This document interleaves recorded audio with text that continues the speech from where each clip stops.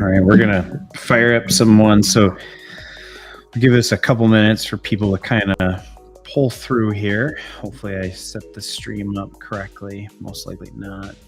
But I'm gonna talk about incentivizing leads from competitors. So I get asked this a lot of like buying a competitor and kind of doing pieces like that. And the reality is a lot of times you don't have the financial capability to buy a competitor, but there's actually ways you can work out great deals.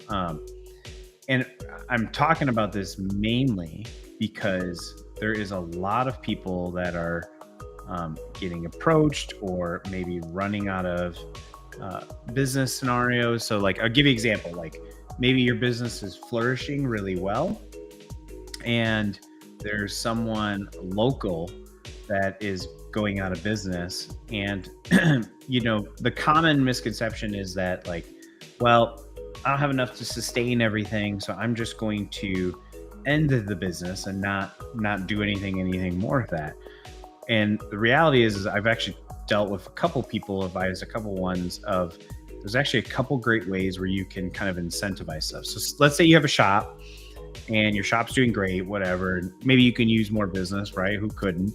And then you find of a local competitor that is maybe potentially going out or having some problems. And that's always a good reason, by the way, to have good relationships with your competitors. You never know if some of their staff could come work for you or vice versa. So we had this scenario a month ago. One shop was doing really great. 30 minutes down the road, the other shop owner just wanted to leave, wanted to go do a different thing, wanted to exit. And he was going to shut down the entire business and just walk away. And his site was getting like 30, 40 leads a month. It's a pretty substantial, and his name was worth something into the local area.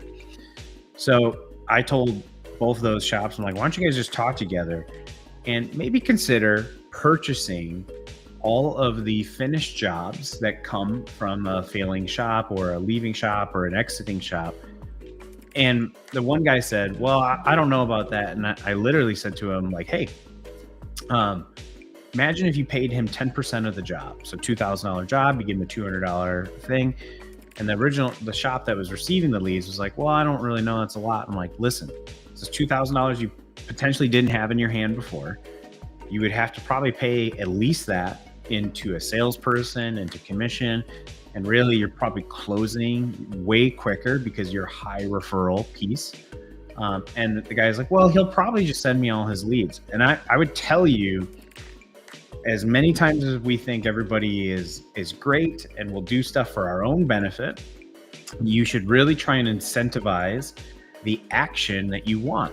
So if you want more leads from a failing or a local competitor that might be closing doors, I would incentivize them. I would say, hey, I'll give you between whatever you work out, 5, 10, 15% of the total bill that I close, and I will just cut you a check every month, like clockwork, for every one that you send.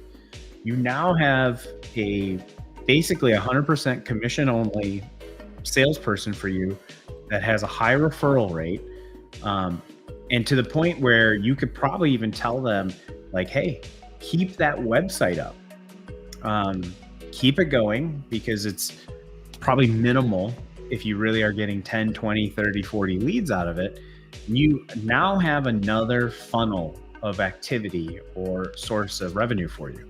I've displayed this strategy a few times to some of our partners, and like I've got 2 guys that are just literally have tacked on 15 to 20 grand a month to their revenue, and it costs them $1,000 to $2,000.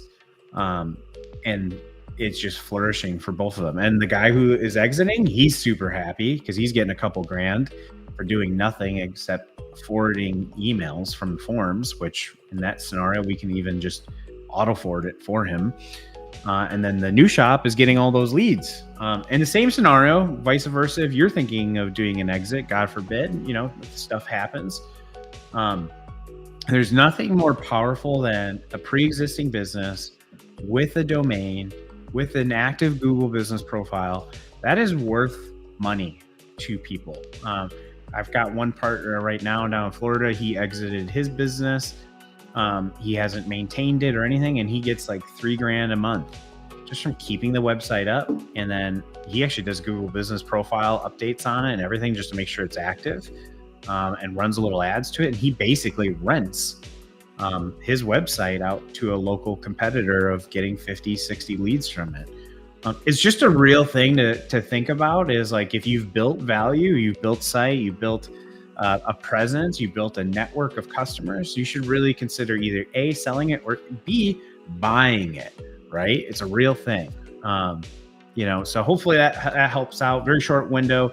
Didn't want this to go too long, but hopefully people got some value out of that. Might always be worth considering talking to your competitors and staying in their ears and just saying, hey, let's go to lunch, once every couple months. You never know when stuff like this pops up, and that's where it can help you.